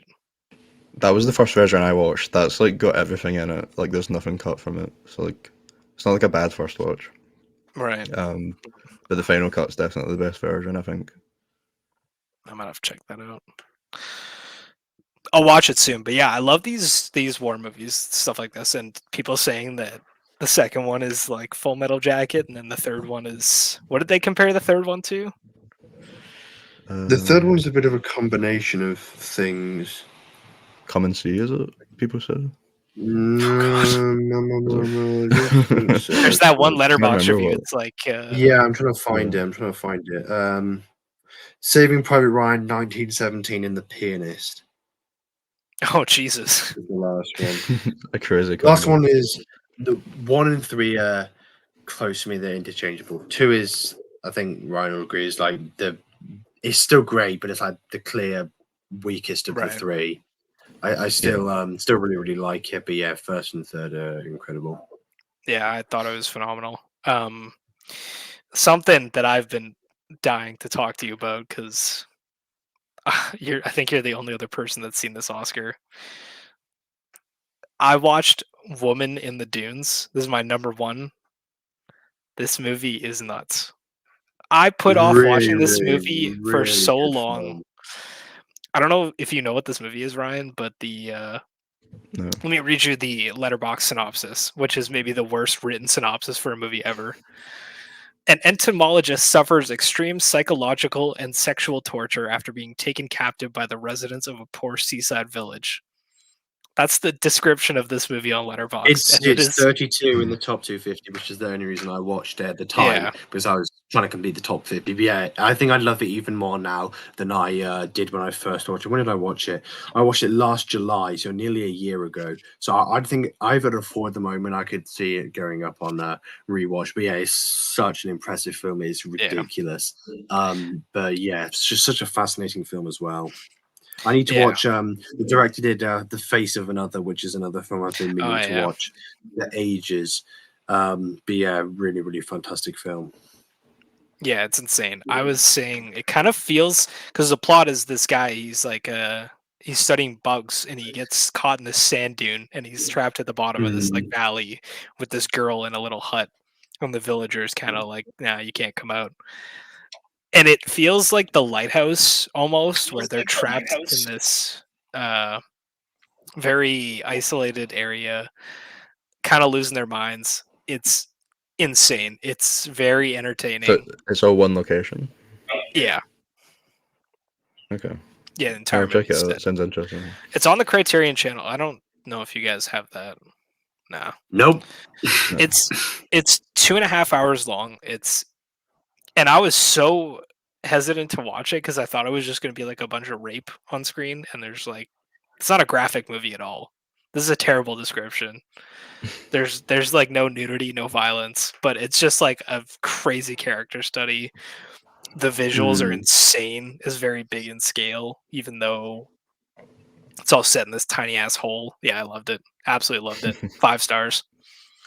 If I ranked my top 250, which I'm not, it would be high. Be really high.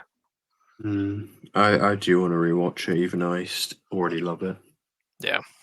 Really, really good film.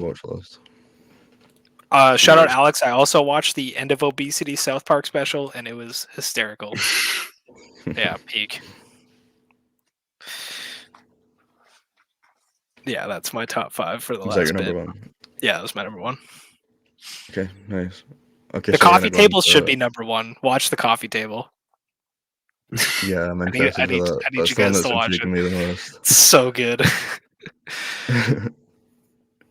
Okay, yeah, we're gonna rank our top 10 action movies now. This will be interesting because anything can come up.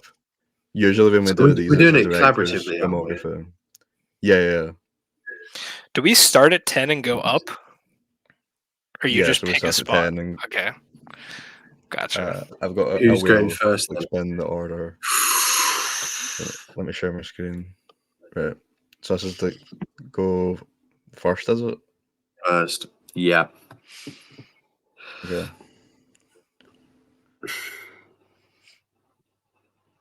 Don't know if I want. I don't know if that's good or not. I don't know either. Wait. What do I get? So I'll get 10th, 7th, 8th. Oh no, yeah, 3 of us. 7th. Yeah. 10th, 7th, 4th, and 1st. So I have the most. To be fair, I get number 1. I get number 1. Very good. This is such bullshit. I get 4. We all have 1 veto each. Get 3. One veto each. Do you remember what Alex did last time with the vetoes? No. Can you veto a veto? No, he put some like a really poor choice at 10 and just drew all our vetoes in one thing, so we didn't have them in. Okay, Ryan's going second. Okay. Oh, there we go. Okay, so number 10. This is difficult, man. Yeah, this is interesting because we usually do director rankings, so like you know which films are coming up, but literally anything can come up here. I can only put this in just because I want to love this film, but oh my goodness.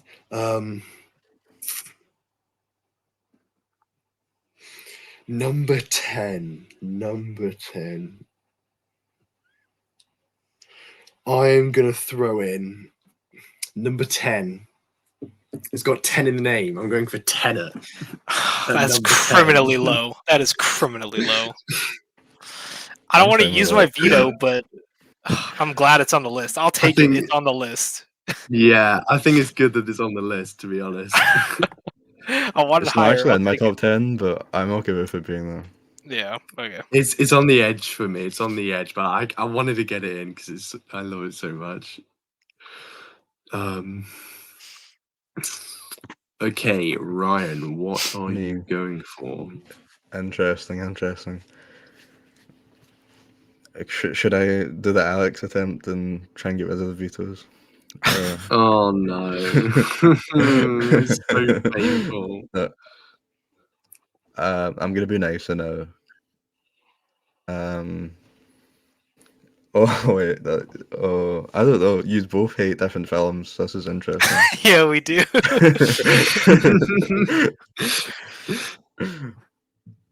Don't put I'm gonna anything go. Avatar related. I'm just gonna be nice and I'm gonna go John Wick 4 for number 9. Veto. Really? Okay, I did not think That's that number was one. vetoed. That's Why number not? one. No, it's not. No, it's One. not. No, it's That's not. number one. One is Fucking crazy. destroys Top Gun Maverick. No, it doesn't. I thought this was gonna be okay putting this at now. Dude, this is easily number Well, one. you got him up early. Oh, this is so criminal. funny. Okay, I'll go to the one that I was gonna pick to be mean to you. Then I'll go Aliens at 9. Yeah, sure. Aliens over Tenet is disgusting, though. That is Easily over disgusting. 10. Easily. No, Tenet is clear. Okay, Evan, Okay. what are you going for? I want to draft. Man, I only have. How many picks do I get? 2?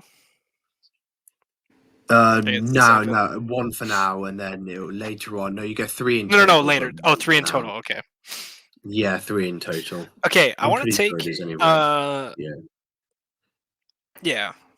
Number 8. This is so getting vetoed. I want to take The Rock, the Michael Bay movie, the Alcatraz movie.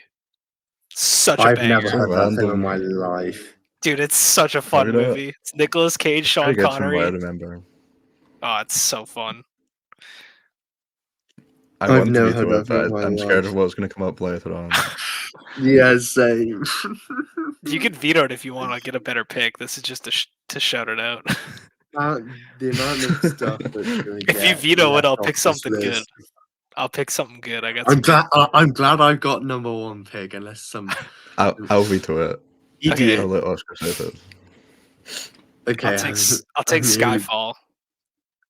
That's a decent. That's pick, even that's a worse. decent pick. That's not worse. Get out of here. That's not worse. It's not even the Skyfall's best James so Bond good. film. It's tied with True, Casino Royale. Casino Royale. Goldfinger's Casino pretty Royale is banger. number 1. Okay, I can take okay. either. If we want to go Casino Royale, I'll take that too. Casino Royale is the sick ass crane scene at the start. Number 6. So you're swapping it for Casino Royale? Do you guys both prefer Casino Royale? Yeah. Okay, let's take Casino Royale then, if it's a consensus, because I'll take Nice. either. They're both 5 stars for me.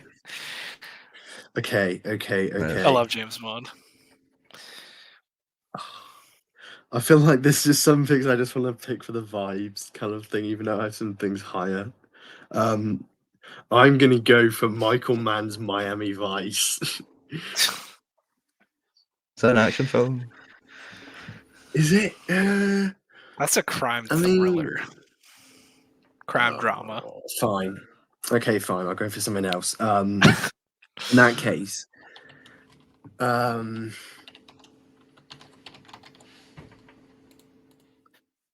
so many things are going to miss out.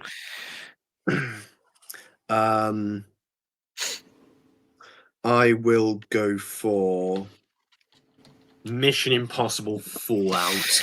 This is disgusting. Do you think that should be higher? That's 2. That's number 2.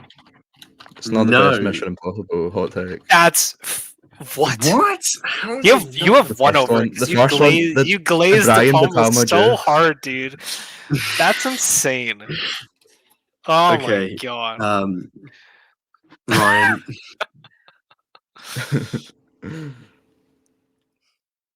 Remember, there are some older films, foreign films that could be considered action films, staple of their Yeah, times, 1950s. I've been looking at those. I'm not sure how many of them are action films though. One definitely is. There is one. I know what I'm big taking with my next one. pick. I just don't know if I'm taking the first Generational blockbuster film that has to be taken. And if somebody doesn't take it, then This is I'm number 6, right? yeah. I don't know if I know what you guys are talking about. It is a. Have I seen it? Let's have a look. I'm assuming you have. Have you seen it? Have you seen it? If you're talking about Seven Samurai, no. I haven't seen it. Maybe. I think that's what he's talking about. Yeah, I think so too. Maybe. Or one that we were talking about earlier. I guess that could count as an action film. Oh, it's more of a war film. Well, yeah. Well, that's Ran. Yeah.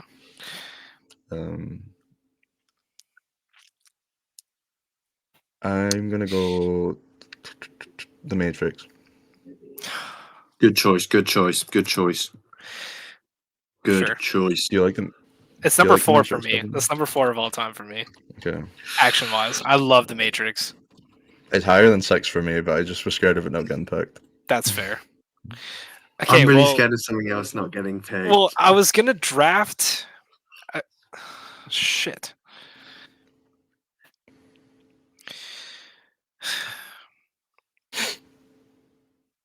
Do it.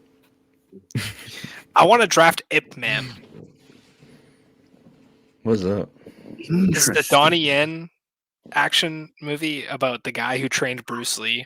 It's some of the best. I know what it is. I know what it is. It's fantastic. It is the best hand-to-hand combat I've ever seen, and it's all you can beat it if you want. It's better than the Raid. Yeah,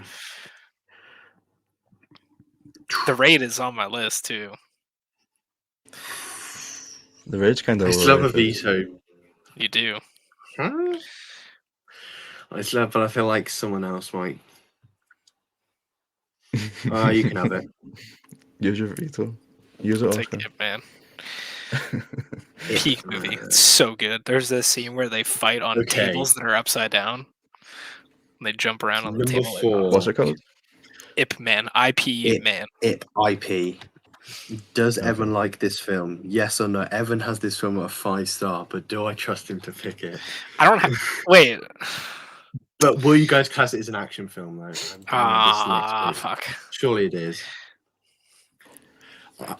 I'm going to go for Heat, if you guys are... Yeah, that's an action film. You can have Heat, yeah. Nice. Collateral's better, though. No, it's not. No, it's not. Collateral's second worst, man. I'm gonna call with a bunch of thief glazers. Heat is so much better than Collateral. It's crazy. Thief is his worst. Okay. Yeah, Thief's fun. Thief's a nice little 4. Nice cozy 4. No, Last of Mohicans is his worst, and it's a 3.5. haven't seen that yet. I gotta watch that. I take Ferrari over Collateral any day. I take Ferrari over Thief. That's cool. I liked Ferrari. Ferrari's good. I don't understand. So good. Right, Ryan, you have big. I want Oscar to burn his veto so I can draft the Expendables for number 2. Expendables. Oh no. Well, now I know what I'm going to do. I'm kidding. I'm kidding. I don't. I'll get rid of it for you because I'm going to draft Avatar, The Way of Water. Do I? No, but I know if I veto it, you're just going to go for the first one. You're getting one on this list, or both. Might get The thing is that I also need someone to draft another movie by Cameron in here. Fury Road's gonna not end up on this list by accident. Oh no, it's absolutely ending up on this list. Don't worry. I am. Oh, fine, we'll take it. Wow, did not expect to get that through. Should have vetoed. Actually, wait. Actually, no, wait. Maybe not. Oh. What? I'd rather have something else that you just mentioned, but not Avatar. I'll veto it. Okay, I will. Okay, I won't go to the Avatar, and I'll take Terminator 2 because I don't much think better choice. from what you've been saying, you aren't going to take it. Much better choice. Now Evans. Oh, it's gonna go. don't go something stupid because I don't have anything Okay. anymore. Well, John Wick needs to be drafted because I vetoed it. True. But I could draft Mission Impossible 3. Oh my god, no. Shout out to JJ The Abrams. worst one. I wanted to draft Die Hard with a Vengeance because I think it's one of the most entertaining action movies of all time. Die Hard is so overrated. Speed should be on this list. Speed should be on We'll this do it list. like Top honorable 10, mention. but it is a good action film. I'll take John Wick 4 because this is my last pick. That's fair enough. Yeah. Okay. And at number 1, obviously, the single greatest action film of all time, Mad Max Fury Road. It was never going to miss out on that number 1 spot. Absolutely. Dude, Top Gun's not on Absolutely this not list. pick. Let's fucking go. Top Gun Maverick dodged the list. Honorable mentions that should have made Yeah. this list.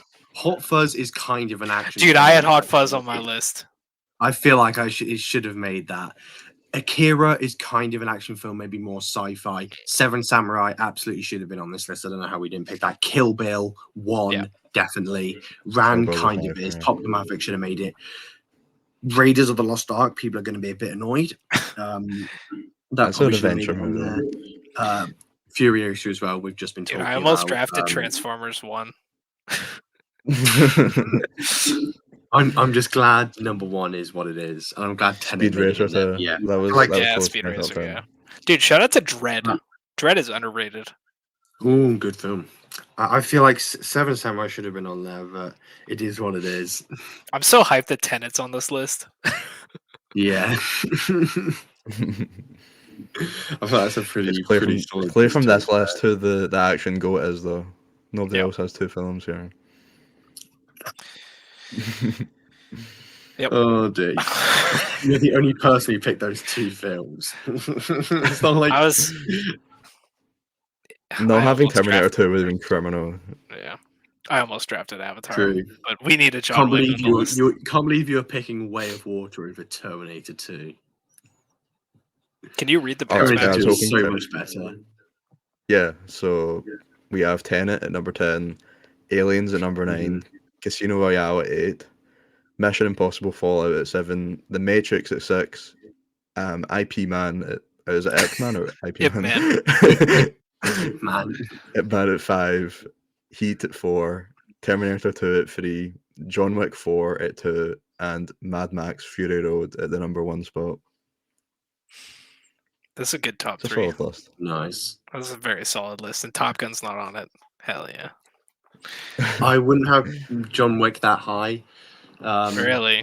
I'd have Hot Fuzz and Heat as my other top 3. I Hot Fuzz is think. a comedy. I don't count it as an action movie. It's action comedy. The third act's pretty action heavy.